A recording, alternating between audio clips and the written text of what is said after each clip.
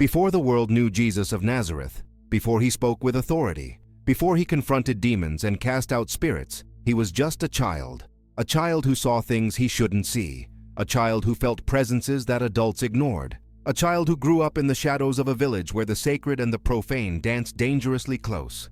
Nazareth was not a holy place. It was a forgotten place, too small to matter, too large for everyone to truly know one another. The houses crowded together in narrow streets where sunlight struggled to penetrate, and in those shadows, where the light did not fully reach, invisible things dwelt. Jesus was 4 years old when he saw it for the first time. It was late at night. Mary was sleeping beside him, Joseph on the other side of the small room. The child woke up for no apparent reason, no nightmare, no thirst. He just woke up, and then he saw a dark shape in the corner of the room. It was not an ordinary shadow. It moved against the wall, undulating like smoke, but with intention, with direction. Jesus did not scream. He did not cry. He simply watched, with those eyes that already seemed to understand more than they should. The shape realized it was being seen. It withdrew slowly, dissolving into the deepest darkness. The next morning, Mary found Jesus sitting in the same spot, awake, staring at the empty corner. "Didn't you sleep?" He shook his head. There was something here. Mary felt a chill run down her spine. Something like what? Something that didn't want me to see it. Mary exchanged a silent glance with Joseph. They did not speak about it in front of the child, but that night, Joseph burned incense and recited ancient prayers. Jesus watched everything, learning that there were things adults feared but did not name. At 6 years old, Jesus began to notice patterns. There were houses in Nazareth that people avoided, not openly, not with declarations, but with small detours in their paths. There were men whose eyes were always empty, always distant, as if something behind them had withdrawn long ago. There were women who spoke to themselves, but not as one talks to oneself. They spoke as if responding to someone invisible. One day, Jesus followed one of those women. She entered an abandoned house on the outskirts of the village. He waited outside, hidden behind rocks. He heard voices, many voices. But when he approached the broken window and looked inside, there was only the woman. She was kneeling on the dirty floor, hands raised, speaking in a language Jesus did not recognize. And around her, though no one was physically present, the air moved. Shadows bent and twisted on the walls, independent of the light. Jesus felt something tighten in his chest. Not fear, but recognition. Whatever was there did not belong in that place. It did not belong in that world. The woman stopped speaking. She turned her head slowly toward the window. Her eyes met Jesus's, but they were not her eyes. They were ancient eyes, eyes that had seen things no human should see. A voice came from her mouth, too deep, too multiple. "You shouldn't be here, son of Joseph. Go home before you see too much." Jesus ran, not from fear but from instinct.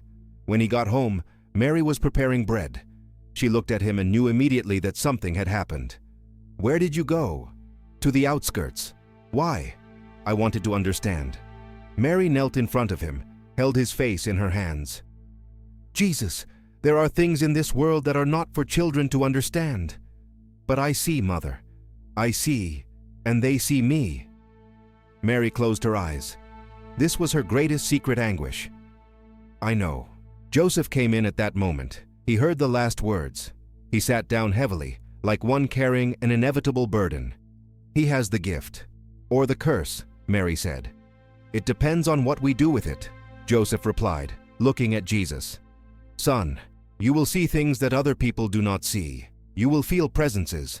You will hear voices. This does not mean you are alone. It means you were chosen to see what is hidden." "Chosen by whom?" Joseph hesitated. "By what is higher than us, and by what is lower too. Both are interested in you." At 8 years old, Jesus began to understand the nature of what he saw. They were not just shadows, not just presences. They were the fallen, angels who had chosen to descend, spirits who had abandoned their origin to dwell in the spaces between light and darkness, feeding on human weakness, fear, pain, addiction, anger. They did not possess people completely. They didn't need to. They only whispered. They only suggested. They only opened doors that people chose to walk through. Jesus saw where they dwelt. He saw when they approached someone. He saw the invisible threads connecting certain people to certain shadows. And the more he saw, the more he understood that the battle was not simply between good and evil. It was between freedom and slavery, between consciousness and unconsciousness, between seeing and choosing not to see. There was a man in Nazareth named Eleazar. He was a merchant, respected, with a family. But Jesus saw the shadow that followed him, a patient, ancient shadow that whispered constantly in his ear. Jesus watched for months. He saw how Eleazar began to drink more, how his eyes grew harder, how he began to beat his wife when he thought no one was watching. The shadow grew, fed by every choice, by every moment of chosen anger, of chosen control. One day, Jesus crossed paths with Eleazar on the street. The man was drunk, staggering. The shadow was visible now, almost solid, wrapping his shoulders like a black cloak. Jesus stopped in front of him. Eleazar looked down at the child. "What do you want, boy?" Jesus did not look away. "I know what is with you." Eleazar blinked, confused. "What are you talking about?" "The thing that whispers. The thing you feed." Eleazar's face changed. For a moment, something older looked through his eyes. A voice that was not entirely his said, "Be careful, boy. You are playing with forces you do not understand." Jesus took a step forward, not back. "I understand more than you imagine, and I know you only have power as long as He allows it." The shadow stirred, like smoke disturbed by wind. Eleazar stumbled backward, fell, and stared at Jesus with genuine fear. The child turned and walked away, but something fundamental had changed. He had challenged a fallen, and the fallen had retreated.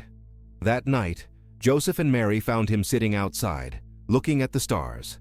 Joseph sat beside him. "Your mother told me what you did today. Do you know it was dangerous?" "I know." "Then why?"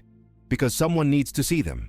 Someone needs to say their names. Someone needs to not be afraid." Joseph was silent for a long time. Finally he said, "Do you know why they fell?" Jesus shook his head. "Because they wanted to be worshipped. They wanted to be God without being God. And when they were cast out, they did not lose all their power. They only lost their purpose. Now they just want to destroy what they can no longer have. And why do they see me? Why do they care about me?" Joseph took a deep breath.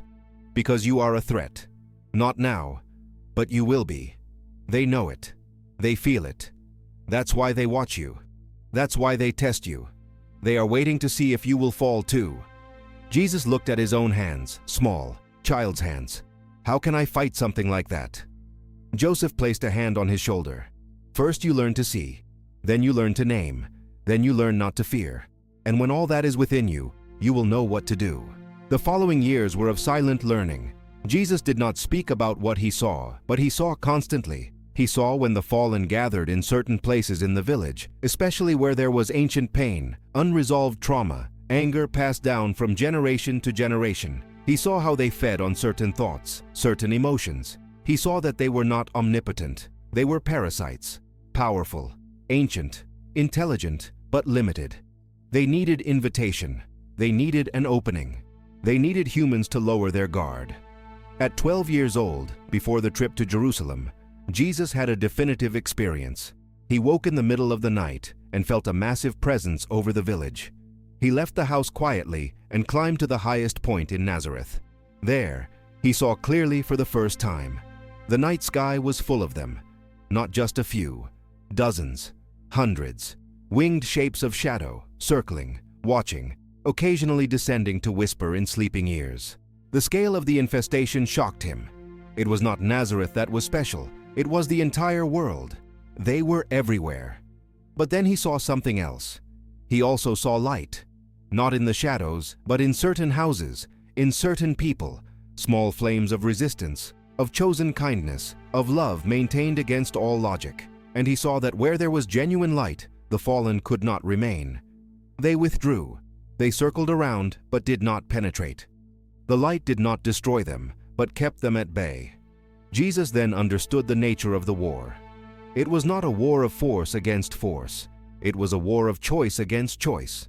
The fallen offered power, control, immediate pleasure, easy revenge. The light offered something harder: truth, freedom, love that cost something. And every person, every day, chose to feed one or the other. When he came back down to the house, Mary was awake, waiting. "You saw, didn't you?" "I saw."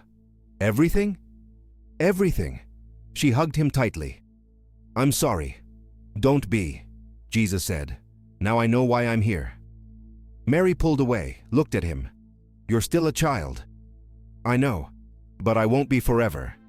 And when I grow up, I'll do what needs to be done." "What needs to be done?" "I'll go into the shadows and bring light. I'll name the fallen. I'll free the people they have imprisoned. I'll show that they can be defeated." Mary had tears in her eyes. "This will cost you everything." "I know. And you still want to do it?" Jesus looked out the window, at the sleeping village, at the shadows moving between the houses. "I don't want to. I need to. There's a difference." In the following days, they prepared to go to Jerusalem. Jesus knew the journey would change everything.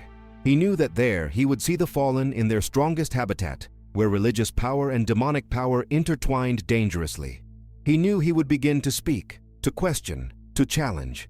He knew his childhood was ending not in years, but in purpose. On the last night before leaving, Joseph took him for a walk. They spoke little, but before returning home, Joseph stopped. "Jesus, are you sure of this path?" "I am. Do you know it will destroy you?" "Maybe, but it will free others." "Is that enough?" Jesus looked at his adoptive father, at that good man who had given him home, name, protection. "It has to be enough, because if I saw what I saw and do nothing, then I was complicit. And that would be worse than anything they could do to me." Joseph nodded slowly. "Then go. Go and do what you were born to do. But remember, the greatest weapon against the fallen is not power. It is love. Love that does not give up.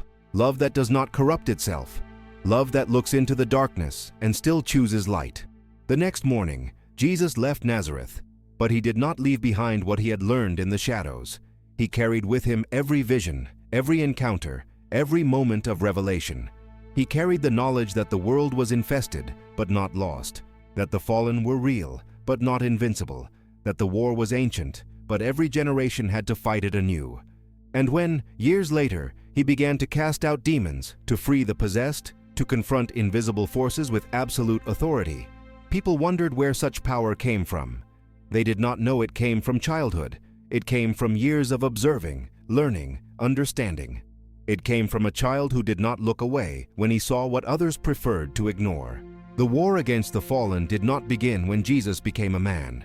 It began when he was a child in Nazareth, seeing shadows he shouldn't see, and deciding that one day he would do something about it, because no one fights the invisible without first having learned to see it.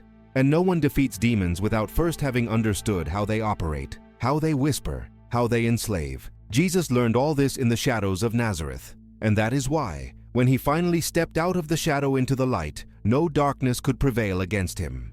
The village did not truly know what it had raised. Nazareth had forged something the fallen did not expect. A child who saw without absolute fear, who named without hesitating, who understood without corrupting himself. Every attempt to intimidate him only strengthened him. Every confrontation deepened his understanding. Every vision solidified his unshakable resolve. When he left behind a battlefield where he had learned all the enemy's tactics. The fallen did not know they were training their greatest adversary.